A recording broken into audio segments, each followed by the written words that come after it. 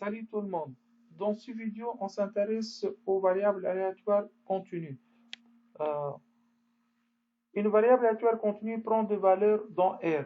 Donc, la probabilité qu'une variable aléatoire continue soit inférieure à une valeur particulière est donnée par sa fonction de répartition. Donc, on note grand F dx égale à P dx inférieur à Ptx. La fonction de répartition d'une variable aléatoire continue est toujours dérivable, croissante et positive.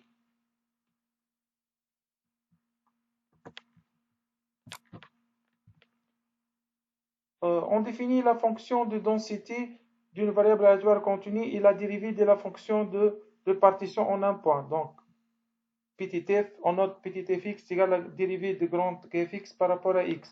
La fonction de densité, il est toujours positif et l'intégrale de f dx est égale à 1. Espérance dx, c'est l'intégrale de x fois f dx par rapport à x. La variance, c'est l'intégrale dx moins mu au carré f dx. On commence par présenter la loi continue, loi uniforme. Cette loi modélise des phénomènes continus uniformément répartis dans un intervalle. Il s'agit souvent d'un intervalle de temps. Donc, une variable aléatoire x est dite uniforme dans un intervalle a et b si sa densité est constante sur cet intervalle. Donc, grand f dx en note est égal à 1 sur b moins a. Espérance dx est égale à a plus b sur 2, variance dx est égale à b moins a au carré sur 12. La fonction de répartition est représentée par ce système. La deuxième loi est la loi exponentielle.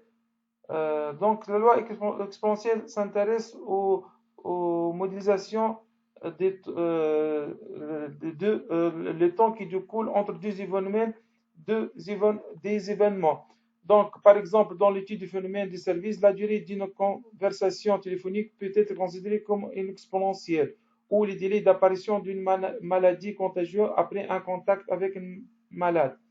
Donc, une variable x continue suit une loi exponentielle du paramètre lambda. Elle admet la fonction densité lambda fois exponentielle moins lambda x, avec lambda est positif. Espérance d'x égale à 1 sur lambda, variance d'x 1 sur lambda au carré. La fonction de répartition a la forme suivante. La loi la plus intéressante est la loi normale, qu'on note loi Laplace-Gauss, qui joue un rôle particulièrement important dans la théorie de probabilité statistique, car c'est une loi limite vers laquelle tendent toutes les autres lois de probabilité. C'est pour cette raison qu'il est d'usage de la désigner par les termes de loi normale.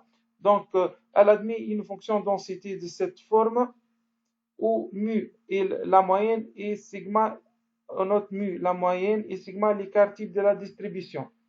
La loi normale est une principale, donc on a dit que la loi normale est une de principale distribution.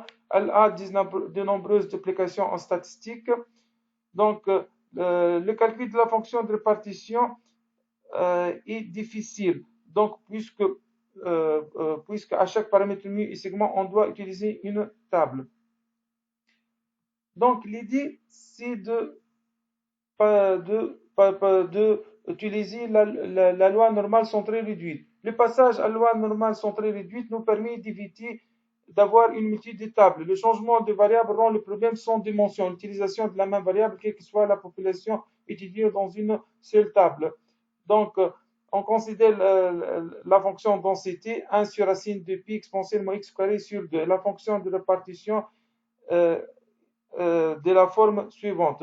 Donc, de la fait la symétrie de densité, on a phi de moins x égale à 1 moins pi de x. Par exemple, on suppose qu'une certaine variable que x suit loi normale 0, 1. Donc, on va calculer la proportion des individus qui a et x inférieur à 1,56. Donc, on cherche pi de x inférieur à 1,56, qu'on peut noter aussi phi de 1,56.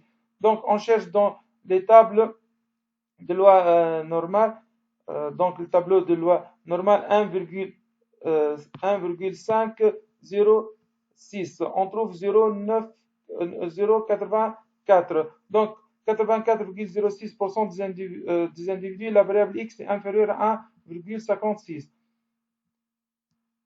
Donc, pour faire les calculs avec une loi normale mu sigma, on se ramène à la loi 0,1. Donc, si x suit loi normale de moyenne mu sigma, alors zx moins mu sur sigma suit loi normale 0,1. On dit qu'on l'a centré et réduit x. Par exemple, on suppose qu'une certaine variable suit loi normale de moyenne 11 d'écart type 2. Quelle est la proportion d'indices est-ce que x inférieur à 14? Donc, on cherche P d'x inférieur à 14. Donc, on centre x, on note z x moins 11 sur 2 qui suit loi normale 0,1. Donc, P d'x inférieur à 14 revient à calculer P de z inférieur à 1,5. On cherche 1,5 dans la table, on trouve qu'il est égal à 0,983. Maintenant,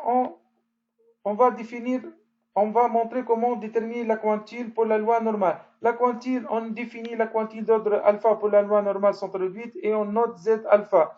Par exemple, z de 0,975 est égal à 1,96. Donc, on cherche la quantile à 97,5% pour la loi normale. Cela revient à trouver A tel que P de Z inférieur à A est égal à 0,975. Donc, puisque P de X inférieur à 1,95 est égal à 9,75, donc la quantile cherchée 1,96. Un deuxième exemple, on cherche la quantile à 14% pour la loi normale 0,1. Donc, cela revient à trouver A tel que P de Z inférieur à 0,14. Or, 0,14 n'est pas tabulé. Il n'y a pas de valeur inférieure à 0,5 dans la table. Donc, cela revient à calculer 1 moins alpha. Donc, on cherche la quantile de l'ordre 0,96 qui est égal à 1,08. Donc, z de 0,14 est égal à moins 1,08. À partir de loi, normalement, on peut dériver d'autres lois telles que la loi du Q2. Donc, si x1, xn, n variables aléatoires ayant la même loi, normales sont très réduites. Donc, on note y est égal à la somme de xi au carré, appelée loi du Q2 à degré n. On note Q2 de degré n. Donc, sa fonction densité A a la forme suivante. L'espérance d'x égale à n, variance d'x égale à 2n. Cette loi, elle est tabulée. Donc, on peut calculer probabilité grand X inférieure à certaines valeurs. La deuxième loi, c'est la loi de Student. Donc, soit X qui suit loi normale 0,1, Y loi qui est 2 degré 1. Donc, T, on note T, grand T qui est X sur racine Y sur 1 qui suit loi de Student de degré 1. Donc, elle a la fonction de densité suivante. Espérance de T est égale à 0 et variance de T est égale à 1 sur N moins 1. Donc, c'est une loi centrée. Elle est aussi tabulée. Donc, on peut calculer aussi la probabilité qui était inférieure à certaines valeurs, ou bien on peut déterminer la quantile de l'ordre alpha. La dernière loi, on va intéresser, c'est la loi de Fisher. Donc, qui est le rapport entre les deux Q2. Donc, si on note x Q2 degré n, y Q2 degré m, on note f x sur n sur y sur n, suit la loi de Fisher des degrés n1 et n, des degrés n1, des degrés n et n. Donc, il est facile de montrer que le carré d'une variable student à q degré de liberté est une variable de Fisher à 1 et q degré de liberté. Donc, espérance d'x est égale à m sur m moins 2 et variance d'x est à la forme suivante. Donc, aussi, la loi de Fisher, il est tabulé. Donc, à partir des degrés V1 et V2, on peut déterminer la probabilité ou bien déterminer les quantités. Merci pour votre attention. À la prochaine.